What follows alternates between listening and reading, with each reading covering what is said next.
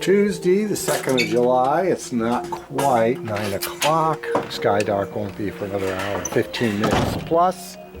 We have had nothing but the most spectacular sky today. Not a single cloud, a little high thin water vapor, and you can see it over in the direction of the Canyon Mountain off over there. There's been a little bit, but this is probably the best day I've seen in moons.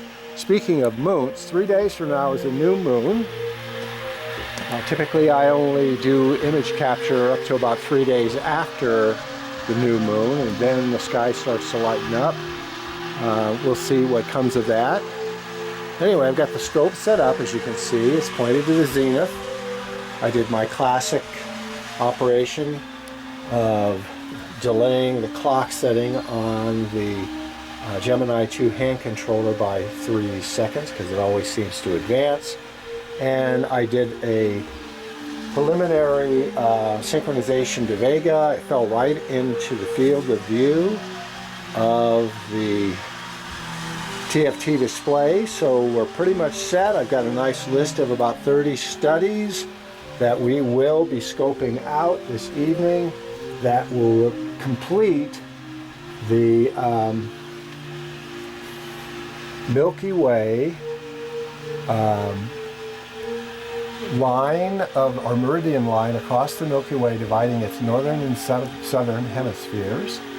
That began with, as you recall, if you've been following this brief series of 3 videos, with the tail of the scorpion near Shaula to the south and slightly to the east, and then went up through Sagittarius and Scutum and Altair and Vulpecula, Cygnus, and now we're about to move on through Cygnus up in the direction of, let's see, that'll be the constellation of, forgetting the name of it now. Anyway, we should end up at the foot of Cepheus, about 50 degrees to the north, just above the line of the roof and the line of the observatory. So, hour and 15 minutes or so, we should begin. Well, it's 10:15 on a perfect night. There's a little bit of color left in the sky, so we haven't quite achieved sky dark.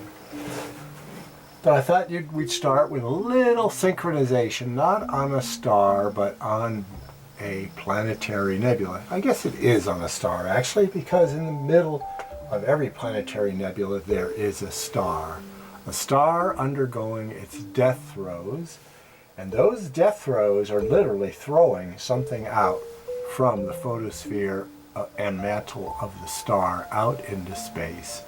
And what a real beauty Messier 57, the Ring Nebula, is. So I'm going to go ahead and boost us up to our settings of 128 flood, 42. I am going to save the values. And now we are out and ready to go. With our northern swing along the spine of the Milky Way, the central axis which divides the northern and southern hemispheres, typically seen as a line that you might bisect an edge-on galaxy, and often, in the case of spiral galaxies, showing a dark line or demarcation of a lane across the core and of that very galaxy itself. So now we're going to do our northern swing, and I will call up our first study for the evening. What I'm going to do here is run the brightness down just a little bit. Ooh, it's only, wow. Run it down to 5 from 10. Because I've noticed the screen's been a little over bright in reviewing the video. So let's run it down to 5.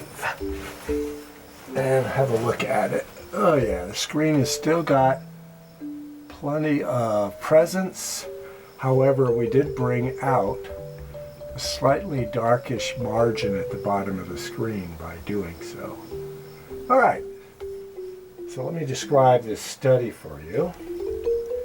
It's NGC 6857. I'll give you some data on it. It is in Cygnus, and from what you can see there towards the bottom of the screen, it is in fact a nebula. I would suspect a planetary, but it just specifies it as a nebula. NGC 6857, nebula in Cygnus, magnitude 11.4, smallish, 0.8 arc minutes, so that's roughly about 48 arc seconds. The central star, it's got a star reading, magnitude 14.3, and it's emissive. I'm not sure why they didn't call this a planetary, if it does have a central star. So, yeah, but they just classified it in nebula. They may have their reasons, but I could only speculate as to why. Possibly it has to do with the kinds of spectral reading they're getting in the nebulosity. But it's not consistent with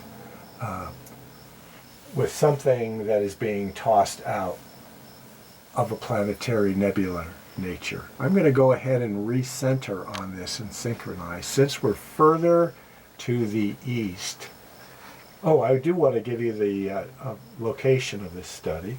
NGC 6857 is right ascension 20 hours, 1 minute and 48 seconds, and it's at declination 33, 31, 33. I'm hoping we can get everything up to about 55 degrees in terms of declination this evening, and we shall see. 6857, it's now centered in the screen, and the mount's been synchronized. There's our look, and we shall move on. Once again, we are navigating close to the central plane of the Milky Way galaxy. Here we have NGC 6871. It's a nebula, an open cluster in Cygnus. Between the cluster and the nebula, it's magnitude 5.2, 20 arc minutes in size. So the cluster does spill well outside the field of view of the TFT monitor. There's 15 stars, and the brightest of which is 6.8. It's a class 4-3, which means well spread out and various magnitudes in terms of the stellar population, of which we already know is kind of limited at 15 stars.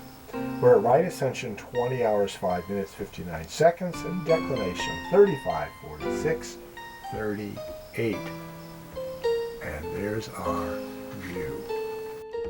NGC 6883 is a nebula and open cluster in Cygnus. Once again, magnitude 8, 15 arc minutes in size, some 30 stars. It's a class 1, Roman numeral 1, 3.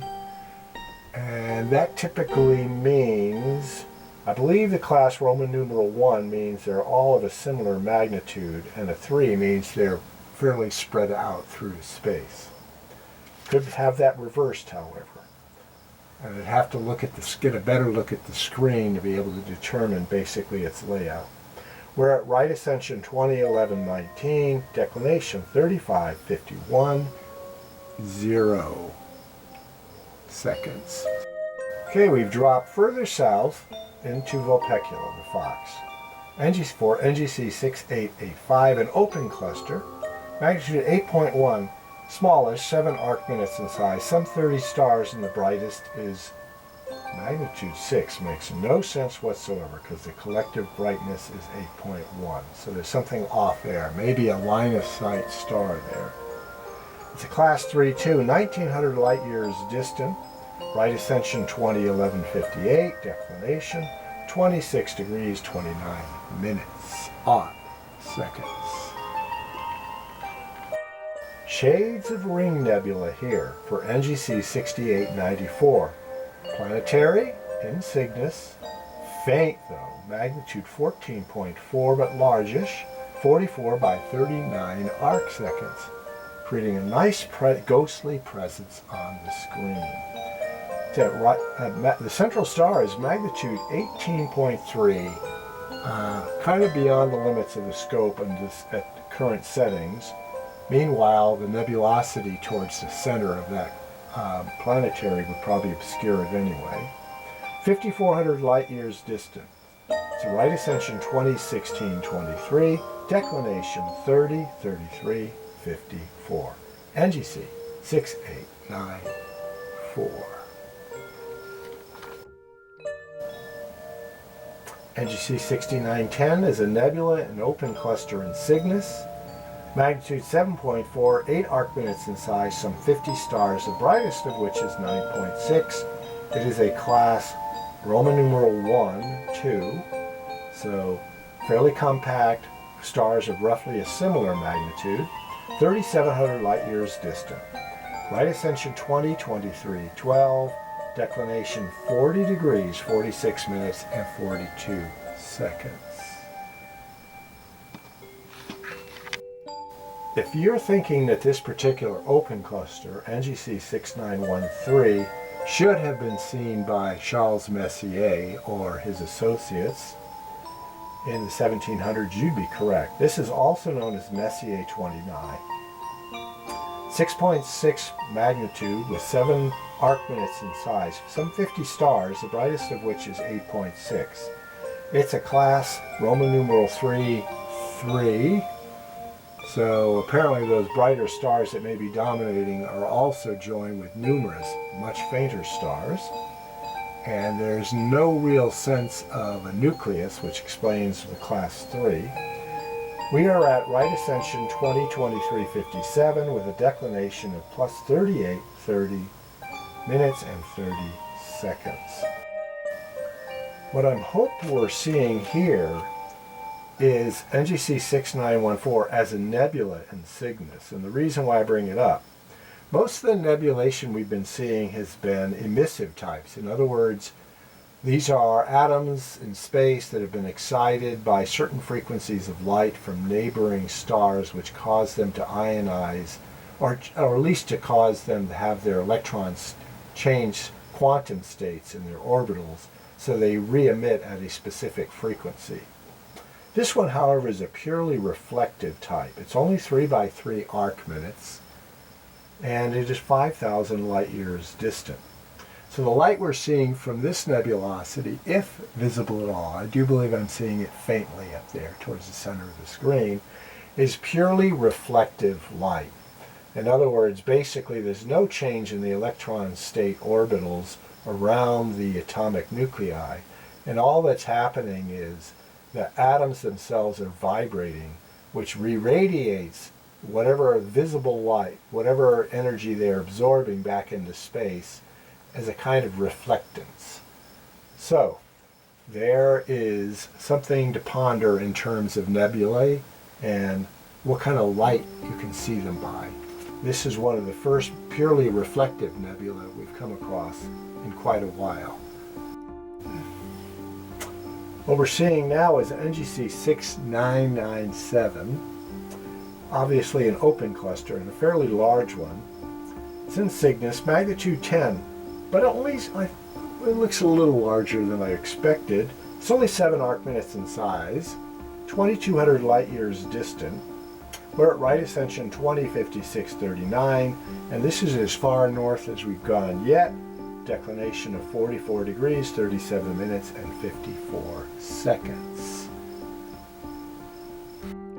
NGC 7000, we toured this previously when I was exploring how far north I could get the scope to go to if it's pointed more towards the north than the east. NGC 7000 is otherwise known as the North American Nebula, and we'll get no sense of that whatsoever on the screen. We'll be fortunate to actually see some luminosity.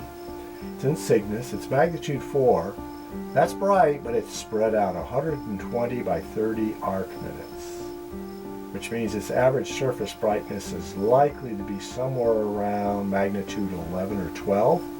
It is an emissive type, so it is getting excited electron states, re-radiating light, 1,800 light years distant. We're at right ascension 20, 59, 20, declination 44 degrees and 13 minutes with no seconds.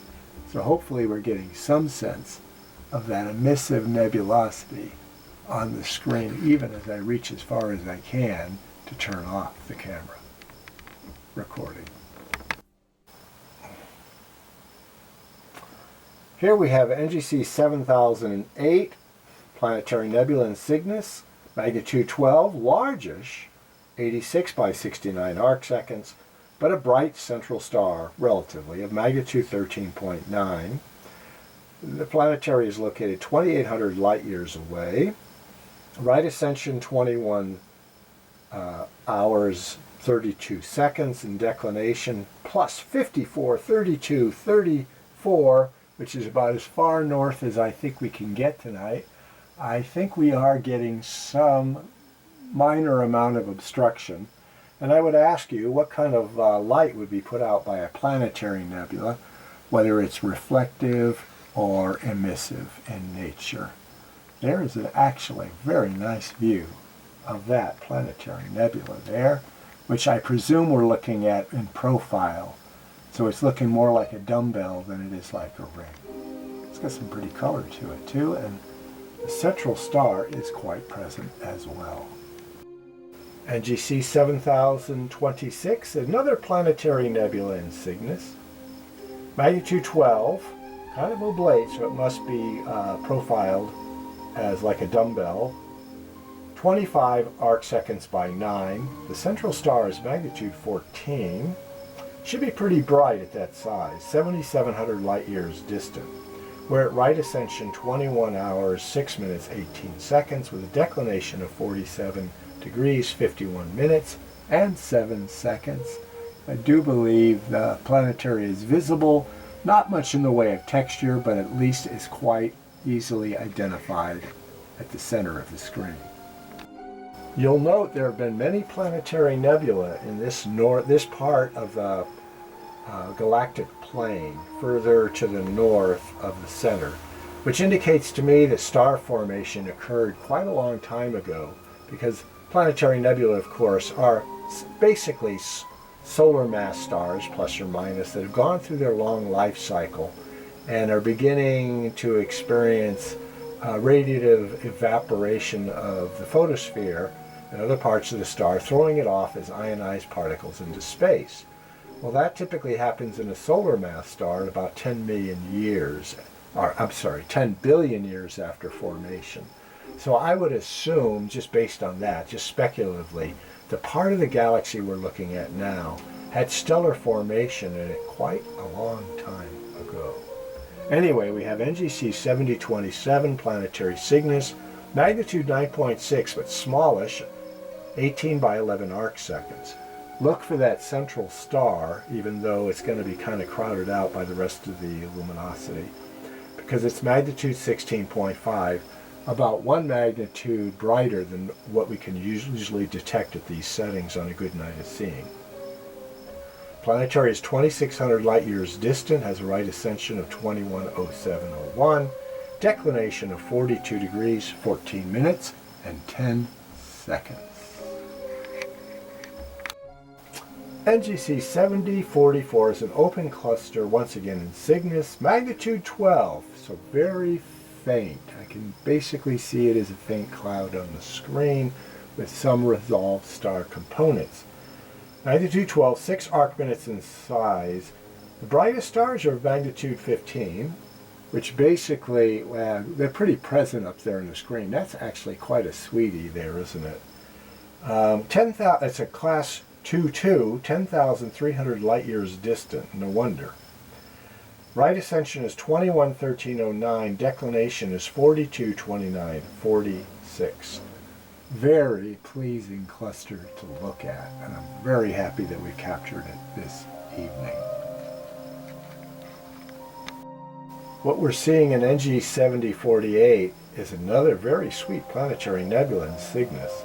Magnitude 11, 60 by 50 arcseconds in size. Wow, that's very nice. Central star of magnitude 18, look for it, but I don't think you'll see it. 5,300 light years distant. The right ascension is 211415. We have progressed by about an hour, but I do believe we started at right ascension 20 hours. So we've covered some 15 degrees heading eastward at this point to follow the midline of the Milky Way galaxy to the north and the east towards Cassiopeia, where it will peak and then start descending once it gets to the south. Our declination is 46 degrees 17 minutes and 17 seconds. That's a sweet view of a planetary nebula. NGC 7048, glad we met you. Here we have NGC 7058. It's an open cluster in Cygnus. Not a lot of information. It's 10 arc minutes in size, 1,300 light years distant. We're at right ascension 2123 and declination plus 50 degrees, 49 minutes and 9 seconds. I do not believe we are getting any obstruction of the aperture. How very nice. What we have here is another one of those really tight, small, open clusters in Cygnus. Its magnitude is 8.3, 7 arc minutes in size, some 30 stars, the brightest of which are magnitude 10.1.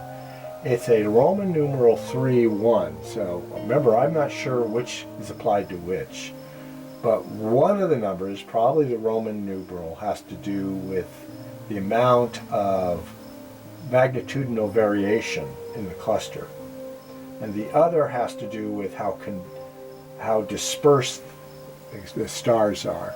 Stars look pretty tight. Well, anyway, I'll leave it up to you. Class 3-1, and looking at that cluster, it looks like many of the stars are of a similar magnitude, but it's peppered with fainter stars as well. 7 arc minutes, fairly well condensed, so I'm not quite sure what they intended to say when they came up with the classification for this particular cluster of Roman numeral 3, numeric 1.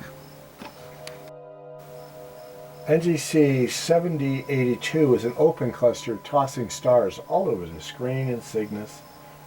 Magnitude 7.2, and yes, it's 25 arc minutes in size. The brightest stars are magnitude 9.9.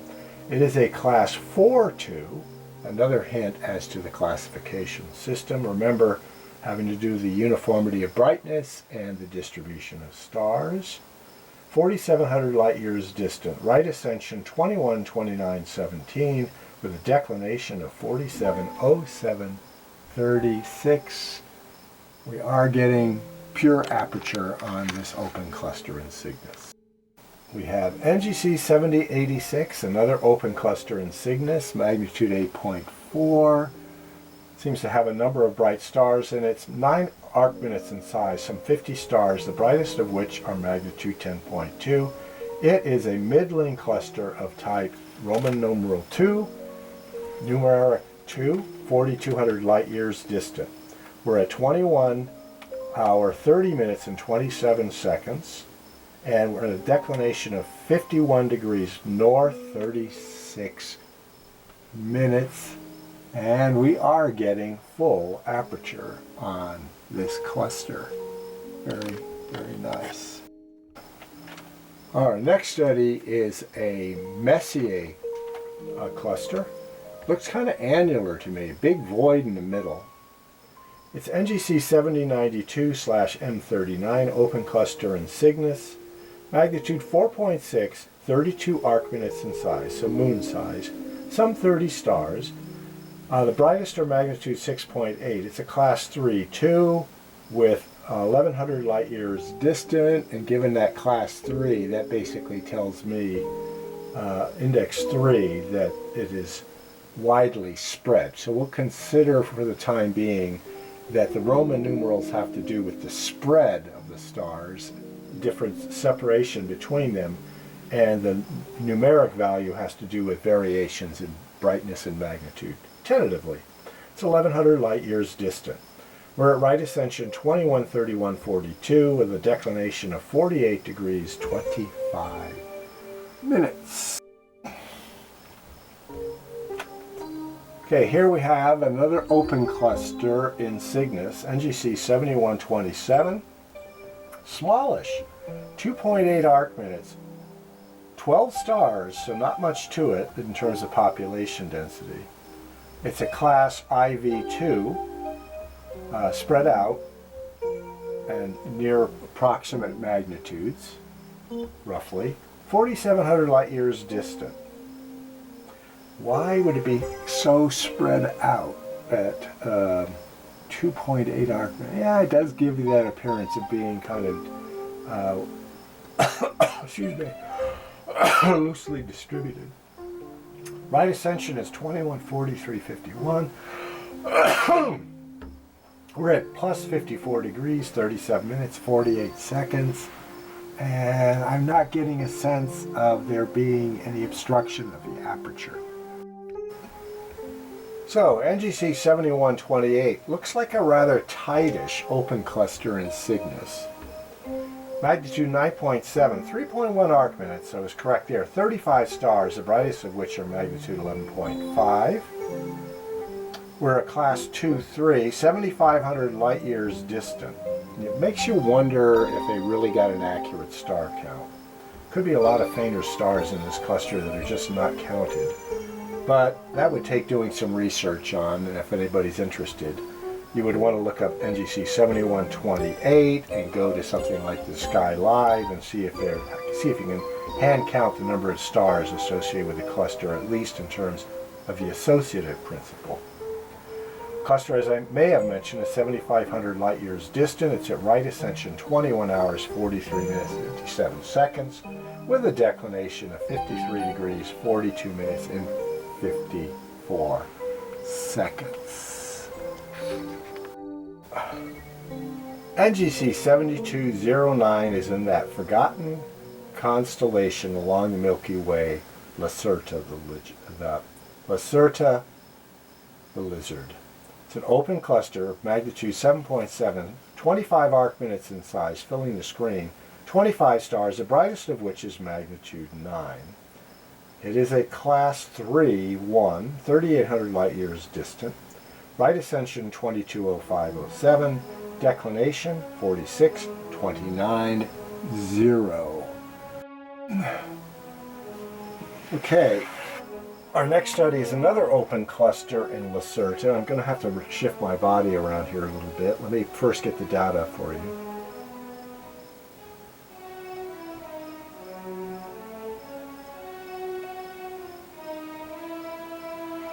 Okay, let me shift. I got a couple more inches. I can move to the right, follow the scope to the north and the east. NGC 7243 is an open cluster in Lacerta, as mentioned. Brightish, magnitude 6.4, largish, 21 arc minutes in size. I'm sorry if the stars are being disturbed by my motion here in the observatory. 40 stars, brightest of which is magnitude 8.5. It's a class 4-2, 2,600 light years distant. We're at right ascension 221508, declination 495354, and we're still getting most of the aperture, if not all of it, onto our studies as we progress, but the telescope is starting to go seriously horizontal at this point. Well, we may have gone too far north on this one.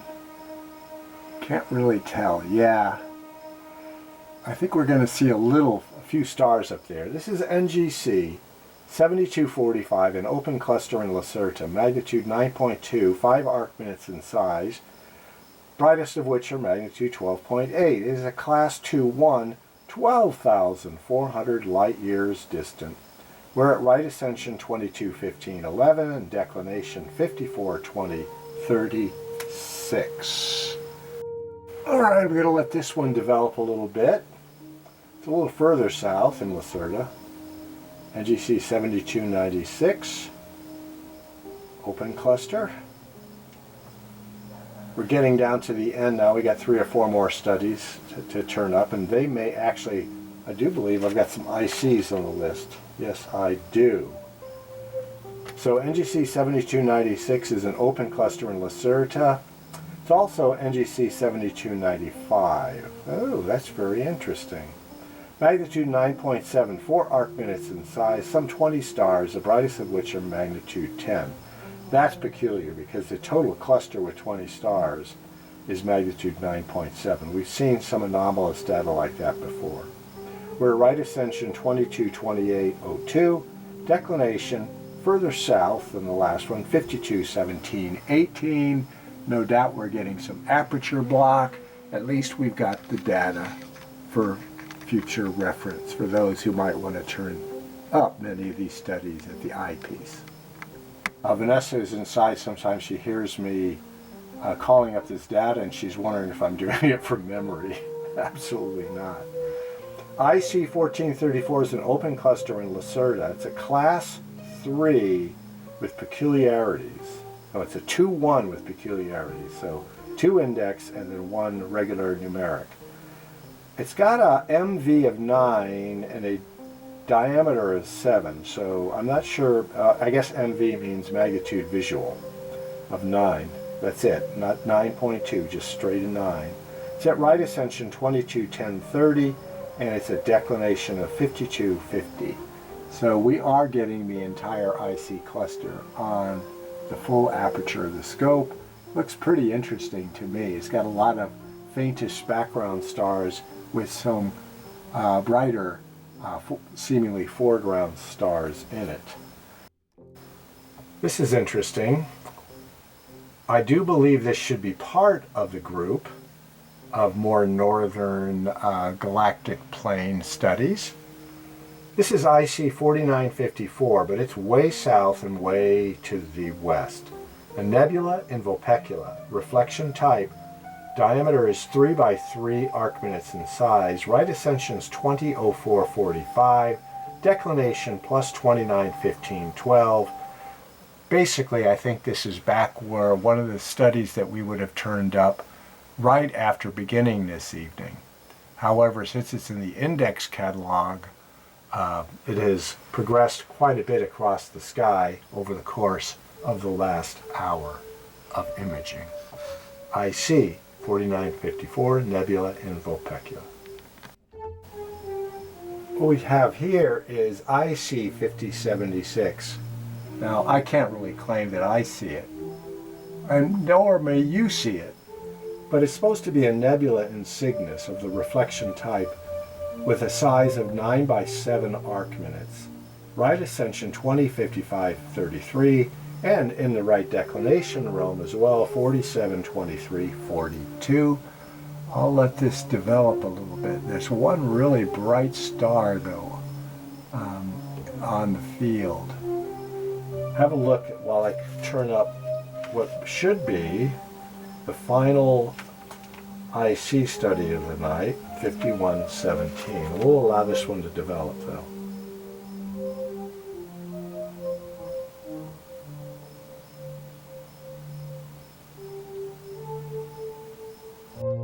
IC 5117 is a planetary nebula in Cygnus. It's also PK 89-5.1 or CS. It's CS, central star, is equal to magnitude 17.2. The overall cluster's magnitude in the visual spectrum is 11.5, and its diameter is 0.2 arc minutes, which basically is about 12 arc seconds in size.